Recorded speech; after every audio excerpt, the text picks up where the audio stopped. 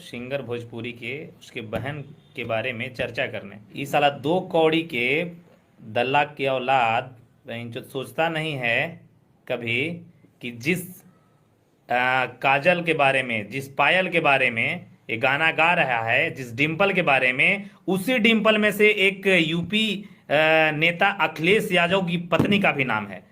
लेकिन साला ये मतलब इतना मन बढ़ गया है कि भोसड़ी वाला कुछो बोल देता है कि हम नचनिया के बारे में गा रहे हैं। कहाँ चर्चा किया है तू नचनिया के रे? नचनिया के बारे में गा रहा तो तुम्हें नचनिया की चर्चा करता ना, तुम हेडलाइन लिखता, टाइटल लिखता कि हाँ जो टाइटल है ना ये डिम्पल नचनिया भोजपुरी की है। नचनिया भजनिया के चर्चा और चिंता नहीं करता है, उसकी इज्जत का परवाह नहीं करता है मगहिया जवान।